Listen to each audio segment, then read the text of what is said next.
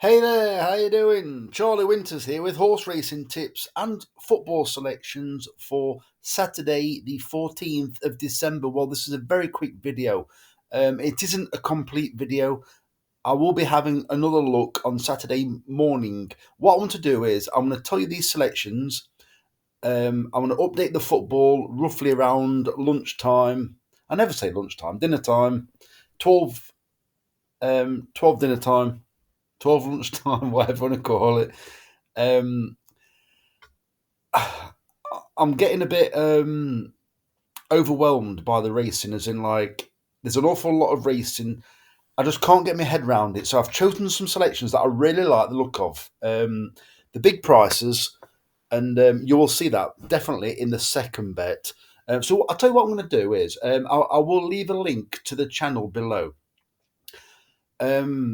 What I'm going to do is I'm going to wait for the Flat Cap Callum um, video, and then I've looked at his video and see if he can give me a bit of an angle that I can go at. Because obviously I welcome everybody's opinion, but what I will do is I'm going to look at some of his outsiders, see if I can fancy him, and see if I can pair him up with some horses that I fancy. Because I don't like tomorrow's racing. I like a number of horses, but I always like to put a bet on where I really like the look of something, and I think it just needs something from an external factor, or an external factor where I'm thinking, yeah, they've got a point there, and then all of a sudden something can click where you can actually think, oh, I like this one as well, and this has got a chance for this. But at the moment, I do like the look of things. I don't know if I'm looking at too many races or what, but let me quickly go through the selections. The reason why there wasn't a video Friday is simply because I won't use my tablet because I can't open up the Racing Post properly. And the reason why I could have reverted to the tablet was because I left my charger from the laptop at home. Nothing to do with it was a blank day, nothing to do with no bet, nothing to do with anything like that. I'd left my charger from my laptop at work, and it wasn't worth making a video. I didn't even look at the horse racing in the end. So let me get into it very quickly. So the first bet is a 20 pence each way, lucky 15. I do like the look of these, some tasty prices, and I've also had a 50 pence each way accumulator on these same four horses. So the first selection is Supreme Authority in the 1142 at Newcastle, paying five places instead of four. So this Chris Grant trained horse, I've looked at, I think it's his strike rate or the syndicate strike rate, and they've had six runners, a winner, and a second, and obviously four nowheres. Works out to a 33% place strike rate. I do think this horse has got a bit of a sniff. It campaigned mainly over 2 mile to get its handicap mark. It was up to 2 mile four and actually ran an okay race last time. Over two and a half mile, but at a huge price of 150 to 1. It's going to be about 14s or 16s currently. I think it could be bigger than that, but I'm also going to have a look probably on Saturday morning once I've looked at Callum's video and also probably got a fresh pair of eyes on it. I thought I was saying that. Yeah, sorry, to see if because Chris Grant's got a number of runners, so has Philip Kirby, and I find it quite interesting. Where I said a few week back or a couple of week back, where I do think there will be a trainer that chucks a decent price to accumulator in, even if it's just a treble. I've seen recently, and even with some of the successful bets that I've had, even if they've been placed, where um, there's some crazy prices knocking around. I don't think I've ever witnessed it like this, where the prices are drifting quite like they are. So anyway, that's enough about the first one. The second selection is similar story in the 113 at Cheltenham, paying four places instead of three. This is the rank outsider of the lot, and this horse,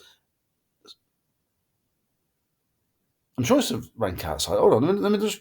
Well, I won't, Jake. Have a look for yourself. So this horse, it's in decent form. It was pushed along quite a long way out from Carlisle, which is quite difficult to do because it's a stiff track. Um, it's in good form, but it was under pressure from a long way out, not struggling, just I know it might sound a bit contradictory, but the horse was urged along and kept finding, and it came second in the race. It had won on its previous run, and I think that distance over that track was a little bit too far for it. It didn't even weaken; it ran to the it ran to the line. But I think if this horse is prominent at Cheltenham, it could be a difficult horse to pass. However, it is stepping up in class, so you've got that to bear in mind. The third selection is Does He Know? And this is an obvious selection. And this, I want to say nap of the day. Currently, it's the nap of the day because it's the most obvious horse that should run its race. So it's Does He Know at 13-2 in the 2 at Doncaster, paying 5 places instead of 3. This horse stays 3 miles plus. It should be prominent throughout. Hopefully, it leads and gets an easy lead. And I think if this one gets left alone in front, it could be a very difficult horse to pass. I've took the price because 13-2. Will it be bigger? I don't know. But I think it's an acceptable price. And the final selection in this bet is Royale Margot. I've left the price in the 3.35 at Cheltenham, paying 5 places instead of 3. Just remind myself, I think it's a female trainer. No, it isn't. It's Tom Simmons. So this horse is running into form. I think it's got an obvious chance, and I think this horse is about 8-1. So let's quickly go on to. So I've gone for a bonkers bet. It's about just short of £6. I've looked at 3 races and there's some crazy prices. So I think, right, why not just chuck them together? So I've had 5 pence each way doubles and 5 pence each way trebles. I was going to up the treble slightly, but it starts getting a bit expensive. So I've gone for some crazy prices, and this is the bet. So in the 11.55 at Doncaster. So this is a novice hurdle. There's a number of horses that haven't run over hurdles. Some have been National Hunt Flat racing but haven't achieved decent marks. So I've going for horses that have experience over hurdles. I think 1 or 2 of these have been underestimated, but we've also got the risk that they're just out for a day out. Picking up a handicap mark in 1 or 2 runs' time. So the 3 I've gone for in the first race, the 11.55 race at Doncaster, and I've taken the prices because you can't get much bigger than 200-1. What's the point of me leaving to SP when it could half in price? Don't go on. Is it really going to end up 500-1? Anyway, I've said that now, Anton. You can guarantee what's going to happen. So Maxi Boy, Dagrostist. What's that all about? Yeah. 200-1 in the 11.55 at Doncaster. Forza Bay at 40-1 and Kenmere at 100-1. And that one's Dan Skelton's Kenmere. So the next race is a 12.47 at Newcastle. Now I've left the prices with this one, and I've gone for Gone with the Tide, She's Got Bottle, and Diamond Mix. All of these got much better chances than the actual that they're giving them credit for, basically. And let's go to the final race in this bet. It's in the 3 race at Newcastle, and the selections are Timely Approach, Fast Work. Fast Work, I think they've got it completely wrong with that horse. I think it should be 7 or 8-1, that horse, because it has shown some National Hunt Flat racing form, and it's about, in my opinion, it's about 4th or 5th best on the ratings.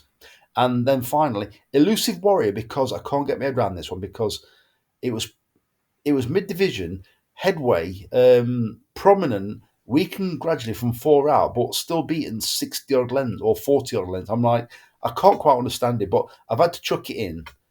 If you don't include that horse, obviously it brings the amount of bets down massively, which is a lot cheaper for 5p each way, doubles and trebles. But those are the selections so far. So I'm going to update. I'm going to provide another video, probably about, what will it be? 11 o'clock ish.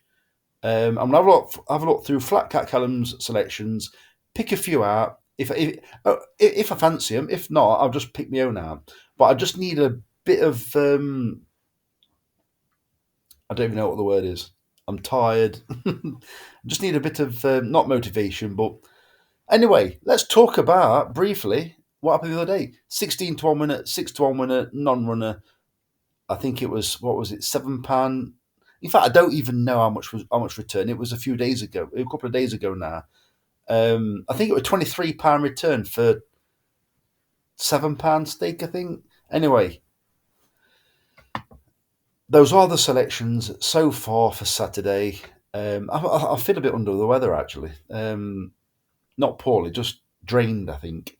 So I wish the very best of luck. I will be in touch again. If you want to get the video, just click subscribe. If you just click like, there's a good chance they'll show you the video anyway soon after I bring it out. But that's for those of you that don't want to subscribe. So I wish you the very best of luck. Charlie Winters, over and out. Cheers, mate.